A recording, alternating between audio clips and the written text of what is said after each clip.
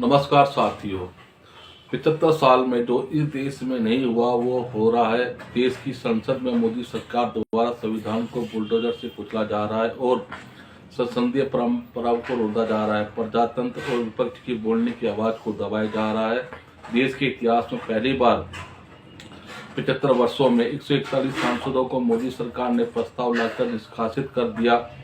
पहली बार 75 वर्षों में विपक्ष मुक्त संसद बना दी गई, चाहे वो लोकसभा हो या राज्यसभा हो। क्या देश का संविधान बच पाएगा? क्या देश का प्रजातंत्र बच पाएगा? क्या देश में संसदीय परंपराएं बच पाएगी? यह सवाल जो बड़े से बड़े पद पर बैठे लोगों को, पूरी सरकार को, देश के प्रधानमंत्री को, लोकसभा और राज्यसभा के सभापति को खुद से पूछना पड़ेगा। अगर विपक्ष होगा ही नहीं, अगर विपक्ष को सरकार निष्कासित कर देगी प्रस्ताव लाकर, तो संसद चलेगी कैसे और संसद के क्या मायने बच पाएंगे? और आज चर्चा हुई किसान के अपमान की, क्योंकि एक व्यक्ति विशेष ने कुछ कह दिया। मैं पूछना चाहता हूं मोदी सरकार से, जब लाखों करोड़ों किसान दिल्ली के दरवाजे पे 3 काले कानून के खिलाफ भूखे प्यासे बैठे थे, सर्दी में, धूप में, गर्मी में, तब क्या किसानों का अपमान नहीं हो रहा था? जब 750 किसान 3 काले कानून के खिलाफ मर गए, शहीद हो गए थे, तब क्या किसानों का अपमान नहीं हुआ था? जब राजस्थान, हरियाणा, पंजाब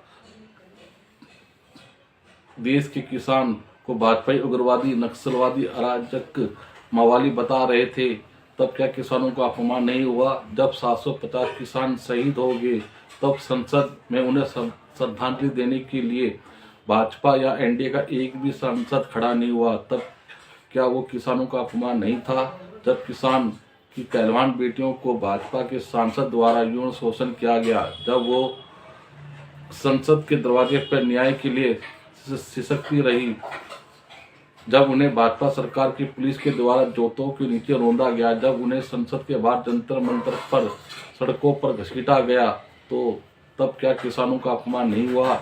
जब फौज की सेवा करने वाले किसान के भाई, बेटे, महिलाएं देश की संसद के बाहर रैंक 1 पेंशन की गुहार लगा रहे थे, तो 15 अगस्त से एक दिन पहले यानी कि 14 अगस्त की शाम को उन्हें जंतर मंतर की सड़कों पर घसीटकर अपमान किया गया और उनको गिरफ्तार किया गया, तब क्या किसानों का अपमान नहीं हुआ? पद की गरिमा जाति से नहीं, कर्तव्य बोध से होती है।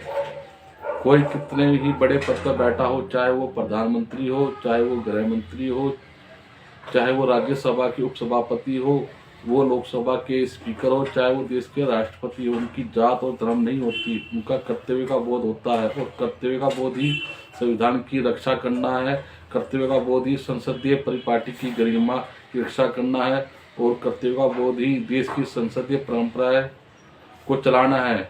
लेकिन आज क्या हो रहा है कि इस देश के अंदर माननीय मोदी द्वारा 141 सांसदों को निष्कासित कर संसदीय परंपराएं को नहीं चल रही है और उनकी परिपाटी का निर्वहन नहीं हो सका।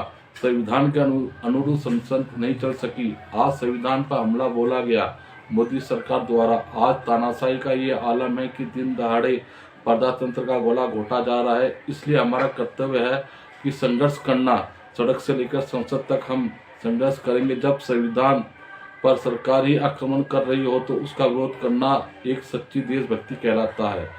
जय हिंद, वंदे मातरम, जय जय राजस्थान।